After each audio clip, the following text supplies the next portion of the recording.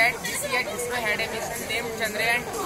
তো এই মডেলে আমরা চন্দ্রযান 2 এর কনসেপ্টে চন্দ্রযান 3 ফিউচার কনসেপ্টটাকে দেখিয়েছি।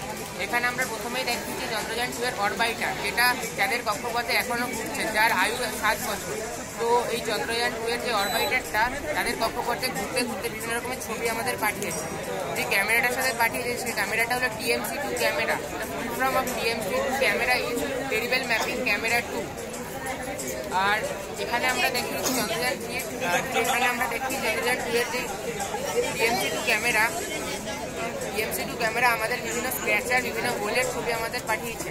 এখানে আমরা দেখিয়েছি the picture of the scratchers in the south pole. এই সাউথ পোলের এই ছবিগুলো আমরা এখানে দেখিয়েছি। সাউথ পোলের এই ছবিটার জন্য ইসরো একটা ওয়ার্ল্ড রেকর্ড করেছে। আর এখানে আমরা দেখি চন্দ্রযান 3 এর ফিউচার কনসেপ্ট। ইসরো জানিয়েছে ইন দ্য ইয়ার অফ 2020 নভেম্বরে ইসরো যেভাবে পাঠাবে চন্দ্রযান 3, তো এই হিসেবে আমরা ইউজ করেছি GSLV Mark 3 রকেট আমরা দেখিয়েছি। আর এটা হচ্ছে আমরা দেখেছি রকেটের বুস্টার, ল্যান্ডার আর রোভার সেম থাকবে। Chandrayaan 2 was failed because there was some software problems. In the case of Chandrayaan 3, ISRO wanted to solve the problems. তো এখানে চন্দ্রযান 3-তে ইসরো চাইছে বিভিন্ন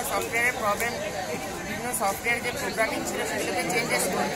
আগে যেমন APS ছিল অটো প্রোগ্রামিং সিস্টেম, এবারে ইসরো রাখবে ম্যানুয়াল প্রোগ্রাম।